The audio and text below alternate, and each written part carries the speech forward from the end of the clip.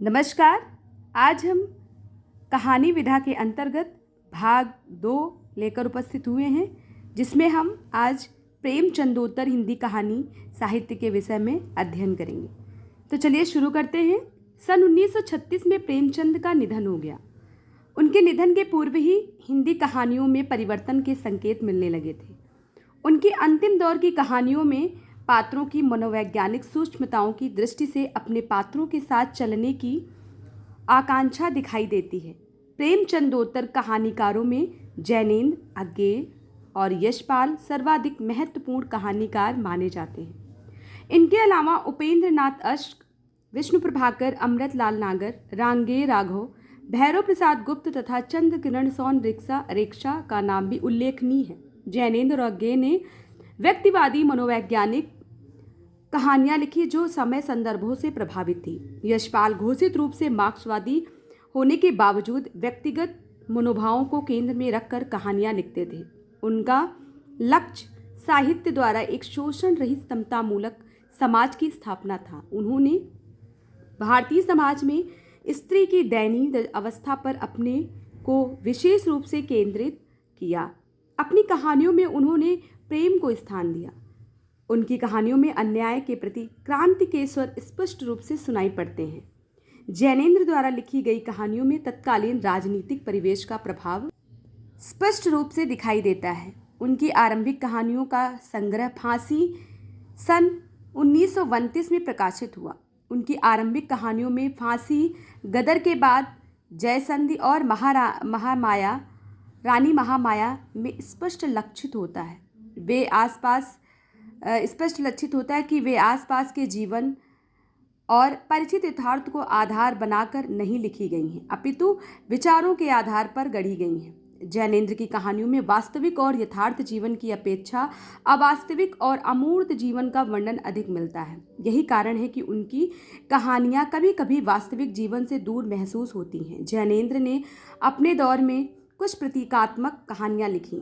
अपनी प्रतीकात्मक कहानियों के विषयों में स्वयं उनका कहना है, इन कहानियों में भाव प्रधान, यथार्थ अप्रधान है, ब्राहा गौण है, अंतःमुख है मुख्य, दृश्य जगत आनुषांगिक, अदृश्य आत्मा अलक्ष्य, दो चिड़ियाँ, बाहुबली, तत्सम, लाल सरोवर और नीलम देश की राजकन्या, इस प्रकार की प्रतीकात्मक कहानियाँ हैं। इन कहानियों में विचारों को व्यक्त करने का माध्यम पशु पक्षी है।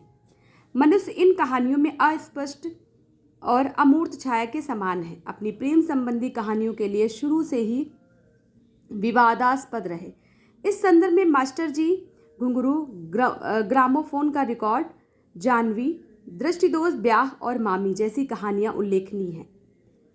उनकी नायिकाएं हाड़ मास की वास्तविक स्त्रियां नहीं प्रतीत होती, रहस्यमयी, अशरीरी और अवास्तविक लगती हैं। अज्ञेय के अनुसार जैनेन्द्र का व्यक्तित्व नैसर्गिक नहीं अर्जित व्यक्तित्व का उदाहरण है। अज्ञेय उनकी कहानियों के शिल्प को भी इसी प्रवृत्ति का उदाहरण मानते हैं। उनके अनुसार जैनेन्द्र की कहानियों में अनिवार्य तथा अज्ञेय उनकी कहानियों के शिल्प को भी इसी प्रवृत्ति का उदाहरण मानते हैं। उनके अनुसार जैनेन्द्र की कहानियों में अनिवार्य तथा एक सतही ऋजुता है और सतह के नीचे अनेक बारीकियों का उलझाव है। जैनेन्द्र अपने व्यक्तित्वों में शिल्प के प्रति जिस अज्ञान की बात प्रायः करते हैं, सच्चाई उसके एकदम विपरीत है। अज्ञेय ने अपने प्रारंभिक दौर में मूल रूप से क्रांति संबंधी कहानियाँ लिखीं, जिनमें हारिती, विपतगा, अंकलंक मिलन, कैसांड्रा का अभिशाप, छाया और पगोडा वृक्ष आदि हैं। कुछ कहानियाँ उन्होंने जेल की कोठरी में बैठकर लिखीं। ये कहानियाँ वस्तुतः जीवन के मूल स्रोत से कटकर क्रांति और अव्यवहारिक आदर्शों के अमूर्तन पर बल देती हैं। उनकी क्रांति संबंधी कहानियाँ अधिक सहज हैं, जैसे एक घंटे में, दरोगा अमीचंद आदि। उनकी कहानियों में उनका जीव जगत संबंधी भाववादी दृष्टिकोण और रोमानी रुझान स्पष्ट दिखाई देता है। उदाहरण के लिए उनकी कहानी अमर वल्लरी, पगोडा वृक्ष का नाम लिया जा सकता है।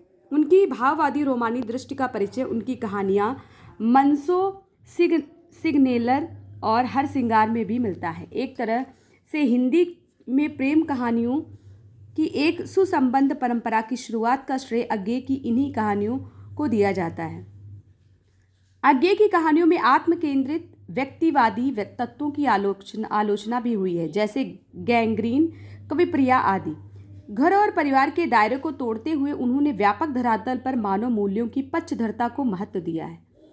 रोमानी आदर्शवाद और भावुकता के साथ साथ उन्होंने मानवीय तत्वों और जिजीविषा पर भी बल दिया। देश विभाजन पर लिखी गई उनकी कहानियाँ, जिनमें लेटर बॉक्स, शरणदाता एवं बदला उल्लेखनीय है। इसके अतिरिक्त सहज मानवीय स्थितियों का अंकन करते हुए उन्होंने जिजीविषा, चिड़ियाघर, पहाड़ी जीवन, अलिखित कहानी और खितीन बाबू जैसी कहानियाँ भी लिखी हैं।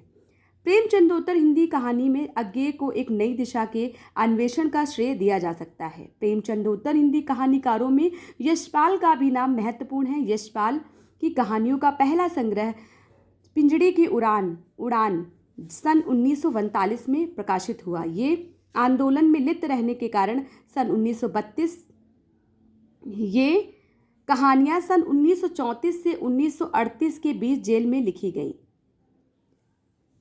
क्रांतिकारी आंदोलनों में लिप्त रहने के कारण सन 1932 में उन्हें 14 वर्ष का कारावास की सजा हुई थी। यह कहानियां जेल में रहते हुए एक विशेष प्रकार की मनः स्थिति में लिखी गईं। इसी कारण आलोचकों ने इन्हें भावमूलक कहानियों की संज्ञा दी। सन 1938 ईस्वी में उत्तर प्रदेश में जब कांग्रेस मंत्रिमंडल बना तो अन्य कैदियों के साथ उनको भी जेल से मुक्त कर दिया गया। यशपाल ने मध्य वर्ग से संबंधित बहुत ही मार्मिक कहानियाँ लिखी। मध्य वर्ग की असंगतियों, कमजोरियों, विरोधाभासी रूढ़ियों आदि पर उन्होंने प्रबल आघात किया। उनकी कहानियों में व्यंग्य की झलक भी मिलती है। गवाही, चार आने, सोमा का साहस आदि कहानियों में मध्य वर्ग का सजीव चित्रण दिखाई देता है। किनकी कहानियों में? यशपाल की कहानियां हैं ये। कौन कौन सी? गवाही, चार आने, सोमा का साहस आदि।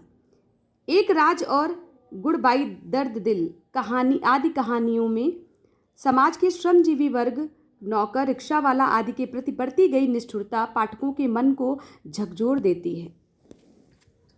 यशपाल की कहानियों में कोई न कोई जीवंत समस्या पूर्णतः कलात्मक आवरण में व्यक्त हुई है, जिनमें ज्ञानदान, अभिशप्त, तर्क का तूफान, भस्मावृत चिंगारी, वो दुनिया, फूलों का कुर्ता, धर्मयुद्ध, उत्तराधिकारी आदि उनके कहानी संग्रह हैं। आज के लिए इतना ही। मिलते हैं अगले वीडियो में। आप सभी का बहुत बहुत धन्यवाद। जय हिंद।